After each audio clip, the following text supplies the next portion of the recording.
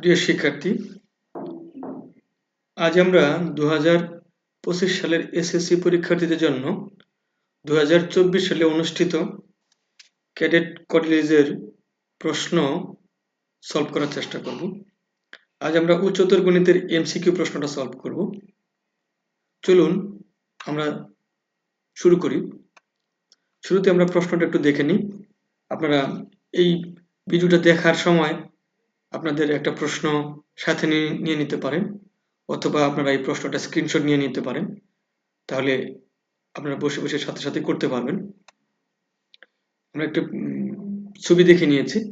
চলুন আমরা একটা পিডিএফ প্রশ্ন নিয়ে তার সলভ শুরু করি।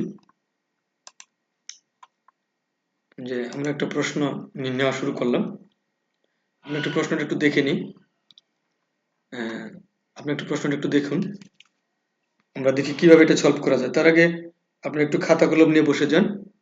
দেখা যাচ্ছে যে খাতা কলম নিয়ে বসে গেলে আপনার জন্য এটা সলভ করে কি হবে, সহজ হবে। আর গণিতের প্রশ্নগুলো আসলে অবশ্যই আপনাকে খাতা কলম নিয়ে সাথে নিয়ে বসতে হবে, এবং সাথে নিয়ে বসলেই আপনি এটা সলভ করতে পারবেন। না হলে আসলে এটা গণিত কিন্তু আন্দাজে করা যায় না, এবং প্রতিটা প্রশ্নের জন্য আপনাকে রাফ করতে হবে। এবং আমরা বারবার বলি যে গণিত বা উচ্চতর গণিত বা ফিজিক্স কেমিস্ট্রি এই সকল প্রশ্ন এমসিকিউ সলভ করতে গেলে অবশ্যই আপনি রাফ করবেন। শুধু শুধু দেখে বা আপনার মন মতো আনুমানিক আন্দাজে কোনো কিছু দিবেন না। জি, আমরা দেরি না করে শুরু করি। 1 নম্বর প্রশ্ন আছে যে কোনো দুইটা সেট এ এবং বি যদি সমান হবে কখন? আমরা জানি যে যখন এ সাবসেট বি হয়, বি সাবসেট এ হয়, তখনই সমান হয়। এটা একটা শর্ত, আমরা বিস্তারিত আলাপে যাব না, একটা শর্ত। সুতরাং এটা অটোমেটিক নির্দ্বিধায় খ যে সঠিক, এটা আপনি বলে দিতে পারেন। তারপরেকার প্রশ্ন যদি আমরা দেখি যে এ একটা সেট হলে তার উপাদান আছে 4টা, প্রকৃত উপসেট সংখ্যা কত? আমরা জানি কোন সেটের উপসেট সংখ্যা হলো 2 টু দি পাওয়ার n, আর প্রকৃত উপসেট সংখ্যা হলো 2 টু দি পাওয়ার n, তার থেকে একটা বাদ, অর্থাৎ n এর মান আছে 4, 2 টু দি পাওয়ার n মানে 2 টু দি পাওয়ার 4 মানে 16, তার থেকে একটা বাদ দিলে হবে 15, অর্থাৎ প্রকৃত উপসেট হবে 15টি। 3 নাম্বার, একটা পি অফ এক্স একটা রাশি দেওয়া আছে 2x স্কয়ার মাইনাস 3x, তারপরে হচ্ছে 2x মাইনাস প্লাস 5, আর একটা কিউ অফ এক্স দেওয়া আছে x কিউব মাইনাস 1, আর এক্স হবে যে P of into Q of x. তাহলে আর এক্স এর মাত্রা কত? অর্থাৎ এই দুটোর যদি আমরা বহুপদীকে গুণ করে দেখবো যে পদের ঘাত মানে বেশি এবং ঘাতগুলোর যোগফল হবে মাত্রা, সেই হিসাবে আমরা যদি এখানে x square 2x square x cube প্রথম দুইটা গুণ করলে তো x টু দি পাওয়ার 5 হয়। সুতরাং এই পদের মাত্রা অবশ্যই এই আর এক্স এর মাত্রা আমাদের 5 হবে। সুতরাং উত্তরটা আমার কত হবে? ক হবে। আপনি গুণটা একটু করে নেবেন।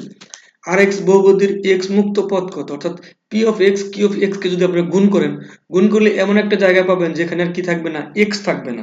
এক্স ছাড়া কত সেটা দেখবেন যে অবশ্যই আপনার কত হয়, -5 হয়। আপনি গুণ করে নিতে পারেন। তারপরে ত্রিভুজ এবিসি ত্রিভুজ ডিএফ সদৃশ কোণী হবে। আমরা জানি যে দুইটা ত্রিভুজ যদি সদৃশ কোণী হয়, এরকম একটা ত্রিভুজ, এরকম একটা ত্রিভুজ হয়। বলছে যে ত্রিভুজ এবিসি ত্রিভুজ সদৃশ কোণী হবে যখন কি হবে, দেখেন তো, যখন এই দুটো কোণ সমান হয়, এটা সমান হয়, এই কোণ সমান হয়, এটা একটা শর্ত। হ্যাঁ, এটা হলো সঠিক। তাহলে 1 নম্বরটা আছে, ওকে। তারপরে আছে যে অনুপাত সমান হয়, হ্যাঁ এটাও ঠিক আছে। এবং ত্রিভুজ এবিসি ত্রিভুজ ডিএফ এর যদি সদৃশ হয়, অর্থাৎ তিনটাই সঠিক, অর্থাৎ তিনটাই সঠিক হলে দুটো ত্রিভুজ সদৃশ কোণী হবে, অর্থাৎ উত্তর হবে 5। এটা একটা শর্ত বা আমাদের জানা আছে, আপনি এগুলো থেকে এটা নিতে পারেন। তারপর এখানে একটা ত্রিভুজ দেওয়া আছে, ত্রিভুজ থেকে 6 এবং 7 নং প্রশ্ন উত্তর দিতে হবে। এবিসি একটা ত্রিভুজ আছে, আর হচ্ছে যে এই এডিটা বিসি এর বর্ধিয়াংশের লম্ব।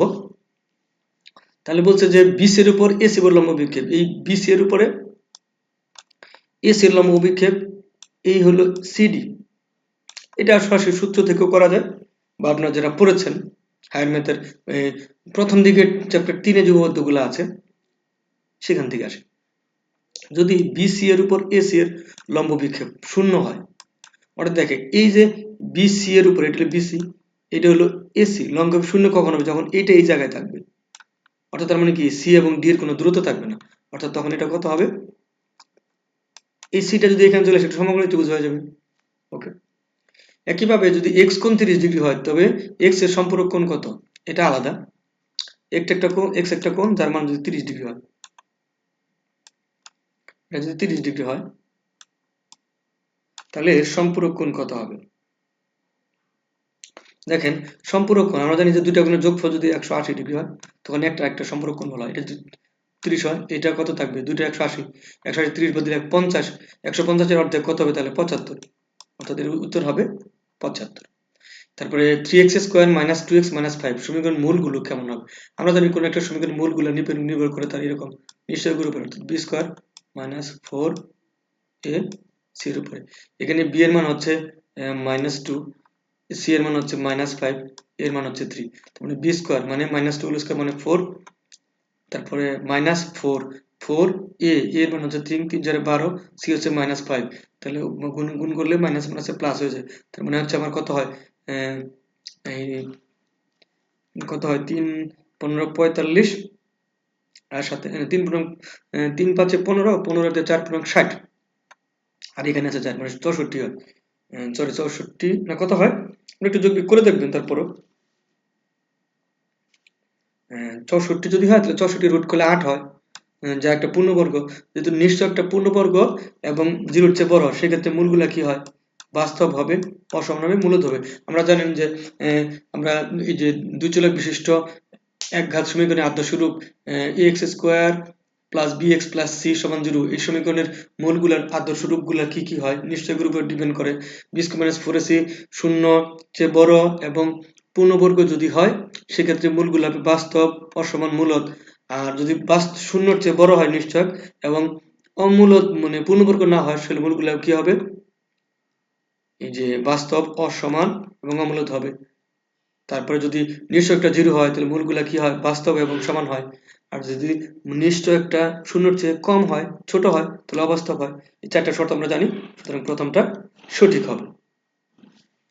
5 to the power x minus 2, 10 number 5 to the power x minus 2, তারপরে আছে 25, তারপরে a ইন্টু x মাইনাস 4। এবার দেখেন আমরা যদি এরকম এটাকে ভাঙাই 5 to the power x minus 2, 25টা নিচে আনলাম, এখানে 5 স্কোয়ার বানাই দিলাম একবারে, অবশ্যই থাকলো a টু দি পাওয়ার, তো a টু দি পাওয়ার হলো কত আমার? x minus 4। দেখেন এখানে আমি যদি সূত্র ফেলাই তাহলে হয় 5 to the power x minus 4, ওই এটা এই পাশে নিচে নিলাম, a to the power x minus 4 সমান সমান হবে 1। পরের লাইনে a এবং 5টাকে ঠিক রাখলাম, 5 এখানে a, তাহলে পাওয়ার হলো x মাইনাস 4, আর এখানে 1 এর বদলে কি লেখা যায়? 5 বাই a, তার পাওয়ার হলো 0। আমরা জানি যে কোনো কিছুর পাওয়ার 0 দিলে 1 হয়, অর্থাৎ x মাইনাস 4 সমান 0, অর্থাৎ x সমান সমান তাহলে 4, খুবই সিম্পল।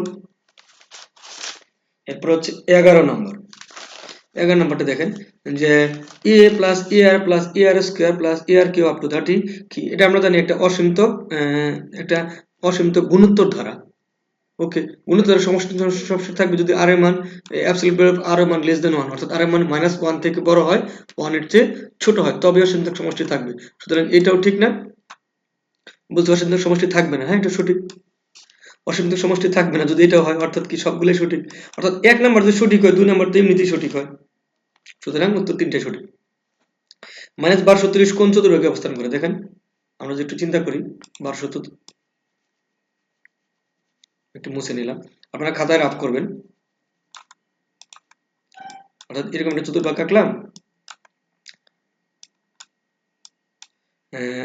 1200 সরি বা -1200 হচ্ছে 30, -1200 দেখে আমি 4 দিয়ে যদি 90 এর গুণিতক বানাইতে চাই, 90 এর গুণিতক বানাইলে কত হয়? এটা হচ্ছে আমার এই যে 14 ইন্টু 90 দিয়ে দিলাম একবারে, 14 ইন্টু 90 মাইনাস মানে 30 করলে হয়, বুঝা যাচ্ছে না? আচ্ছা,